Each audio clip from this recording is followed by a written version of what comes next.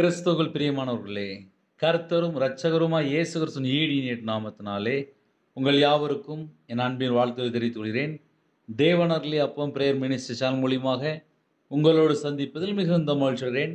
தினம்தோறும் புதிய நாளுக்காக பரிசுத்த வேதாந்தத்திலிருந்து ஒரு வாக்குத்தத்தங்களை தேவனுடைய நாம மகிமைக்கென்று நாம் தியானித்து புதிய நாளுக்காக நாம் ஜெபிக்கிறோம். ஏசாயா 53ஆம் அதிகாரம் 5ஆம் வசனத்திலே, நம்முடைய மீறுதல் நிமித்தம் அவர் காயப்பட்டு, நம்முடைய அக்கிரமங்கள் நிமித்தம் அவர் நொறுக்கப்பட்டார், நமக்கு சமாதானத்தை உண்டு பண்ணும் ஆக்கினை அவர் மேல் வந்தது, அவருடைய தழும்புகளால் குணமாகிறோம். ஹல்லேலூயா. கிறிஸ்துவுக்குள் பிரியமானவர்களே, நம்முடைய மீறுதல் நிமித்தம் அவர் காயப்பட்டு, யாரெல்லாம் இந்த செய்தி கேட்குறீங்களோ, யாரெல்லாம் புதிய நாளுக்காக இணைந்திருக்கிறீங்களோ, நம்ம எல்லாருக்காக இயேசு கிறிஸ்து ஜீவ பலியானார். நம்முடைய மீறுதல் நிமித்தம் அவர் காயப்பட்டு என்று எழுதப்பட்டிருக்கு. யாரெல்லாம் இந்த செய்தி கேட்குறீங்களோ, நமக்காக இயேசு கிறிஸ்து ஜீவ பலியானார். நமக்காக இயேசு கிறிஸ்து ஜீவ பலியானார். நம்முடைய மீறுதல் நிமித்தம் அவர் காயப்பட்டு, நம்முடைய அக்கிரமங்கள் நிமித்தம் அவர் நொறுக்கப்பட்டார்.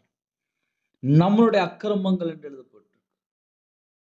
கர்த்தர் பிரியம் இல்லாமல் என்னென்ன காரியம் நம்முடைய வாழ்க்கையில தொடர்ந்துச்சோ, அந்த எல்லா அக்கிரமங்கள் எல்லாம் தாமே ஏற்றுக்கொண்டு, நம்முடைய அக்கிரமங்கள் எல்லாம் தாமே ஏற்றுக்கொண்டு நமக்காக நொறுக்கப்பட்டார். ஹல்லேலூயா. நமக்கு சமாதானத்தை உண்டு பண்ணும் ஆக்கினை, தண்டனை அவர் மேல் வந்தது, அவருடைய தழும்புகளால் குணமாகிறோம் என்று எழுதப்பட்டிருக்கு. யாரெல்லாம் இந்த நாளிலும் வாக்குத்தத்தங்களோடு இணைந்திருக்கிறீங்களோ, நம்ம எல்லாருக்கும் ஒரு விசேஷமான வாக்குத்தத்தம் என்ன தெரியுமா? அவருடைய தழும்புகளால் குணமாகிறோம். எப்பேற்பட்ட ஒரு பலவீனம் வந்தாலும் சரி, எப்பேற்பட்ட ஒரு வியாதியா இருந்தாலும் சரி, எப்பேற்பட்ட ஒரு நோயா இருந்தாலும் சரி, ஒருவேளை ஆத்துமால ஒரு காயமா இருக்கலாம், அவருடைய தழும்புகளால் குணமாகிறோம். அவருடைய தழும்புகளால் குணமாகிறோம். அவருடைய தழும்புகளால் நாம் குணமாகிறோம். ஹல்லேலூயா. நமக்கு சமாதானத்தை உண்டு பண்ணும் ஆக்கினை, நமக்கு சமாதானம், நமக்கு சமாதானம், நமக்கு சமாதானம் தர நமக்காக இயேசு கிறிஸ்து சிலுவையிலே நமக்காக ஜீவ பலியாக ஒப்பு கொடுத்தார். நம்ம மேல வரக்கூடிய தண்டனை எல்லாவற்றையும் தாமே சுமந்து கொண்டார். நம்முடைய அக்கிரமம், நம்முடைய பலவீனம், நம்முடைய நோய் எல்லாவற்றையும் தாமே சிலுவையில சுமந்து கொண்டார். அவருடைய தழும்புகளால் நாம் எல்லாரும் குணமாகிறோம். ஹல்லேலூயா. நமக்கு சமாதானத்தை உண்டு பண்ணும் ஆக்கினை, நமக்கு சமாதானத்தை உண்டு பண்ணும் தண்டனை அவர் மேல் வந்தது. அவருடைய தழும்புகளால் நாம் எல்லாரும் குணமாகிறோம்.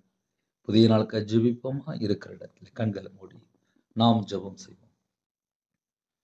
கிருபை மகிமை அந்த பரிசுத்தமுள்ள நல்ல பிதாவே, நன்றியோடு துதிக்கிறோம், சொல்கிறோம்ப்பா. எங்களுக்காக தான்ப்பா நீங்க ஜீவ பலியானீங்க. எங்களுடைய மீறுதல், எங்களுடைய அக்கிரமம், எங்களுடைய பாவம், தலைமுறை சாபம், எங்களுடைய பலவீனம், எங்களுடைய நோய் எல்லாவற்றையும் சிலுவையில சுமந்தவர், எங்களுடைய துக்கத்தை சிலுவையில சுமந்தவர். உண்மை அழைக்கிறோம்ப்பா, எங்களுக்கு சமாதானத்தை உண்டாக்க எங்களுடைய எல்லா மீறுதல் எல்லாவற்றையும் சிலுவையில சுமந்தீங்களே, உம்முடைய பாதவில்லை இந்த புதிய நாளுக்காக நாங்கள் எல்லாரும் வருகிறோம்ப்பா. இந்த நாளிலும் இணைந்திருக்கிற எல்லா குடும்பத்தையும் கர்த்தர் கறந்துட்டு ஆசிரியங்கப்பா. உங்களுடைய ஆத்துமாவுக்குள்ளே என்னென்ன காயங்கள் இருக்கோ எல்லாவற்றையும் குணமாக்கித்தாங்க.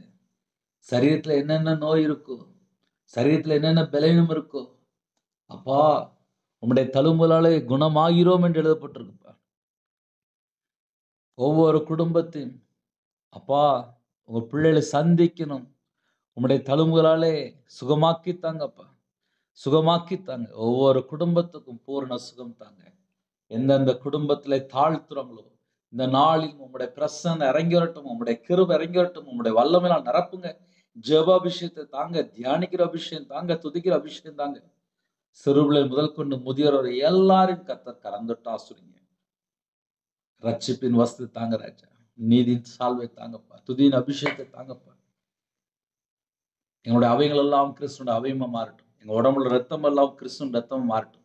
எங்க சிந்தனை கிறிஸ்துவோட இணைப்பட்டும். எங்க கண்கள்ல கழிக்க முடியும் வீண் வார்த்தை பேசாதபடி வேலடைங்க ராஜா.